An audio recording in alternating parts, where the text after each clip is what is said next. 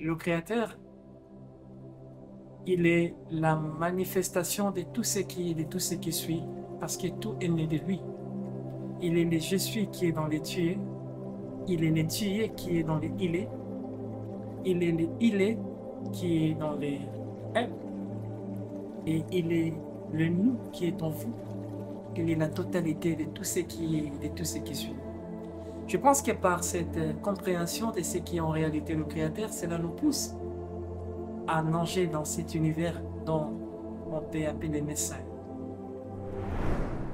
Enigma de Messiah Congo.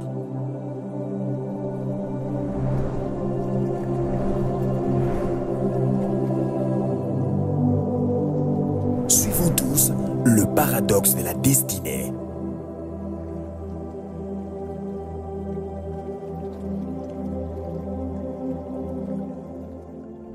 L'on ne peut parler de la création sans pour autant commencer à parler du concepteur qui a permis de telle sorte que la création soit manifestée. Alors,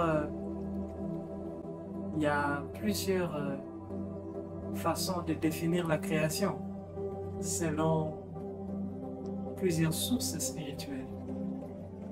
Alors, en observant le commencement de toute chose, s'il faut préciser, à la compréhension de ce qu'est en réalité le Créateur. Le Créateur qui a permis que l'existence soit manifestée, je pense qu'il est total. Oui, il est total.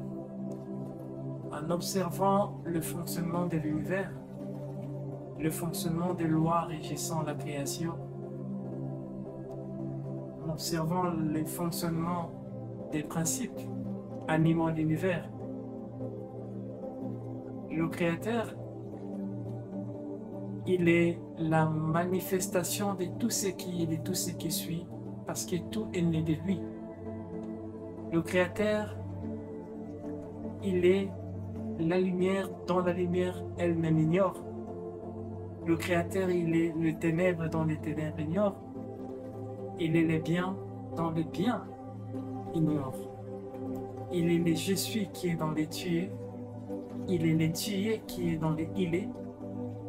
Il est le il est qui est dans les est. Et il est le nous qui est en vous. Il est la totalité de tout ce qui est, de tout ce qui suit. Je pense que par cette compréhension de ce qui est en réalité le Créateur, cela nous pousse à nager dans cet univers dont on peut appeler Messiah. Alors, la création. Savez-vous, papa, la création, selon les anciens, selon le médecin, je parle des écrits, des textes du sarcophage en Égypte, ils ont parlé de la création.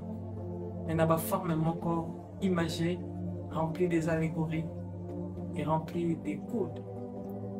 Mais selon la pensée Messiah, ou selon notre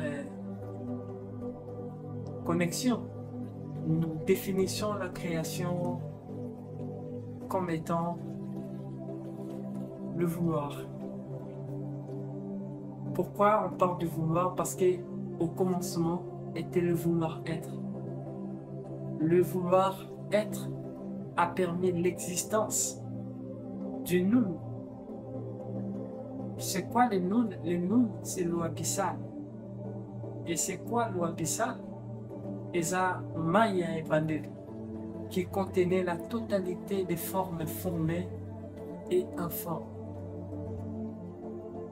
Le nous contenait la totalité des consciences dans un état prénatal.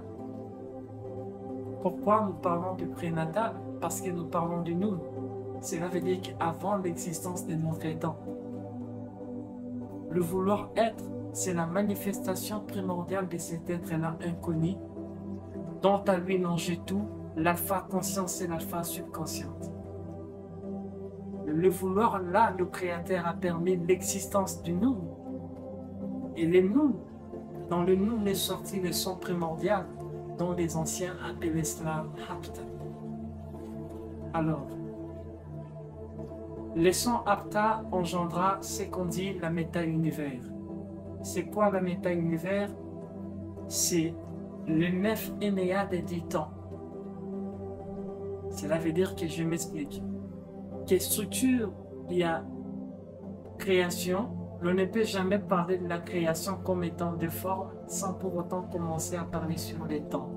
Pourquoi? Parce que les temps donnent une légitimité à l'existence. Sans les temps, point de mouvement. Sans les temps, point d'existence. Les temps est l'énergie. Les temps est l'expression du vouloir sortir de nous. Les temps est la manifestation d'une conscience primordiale, le Créateur.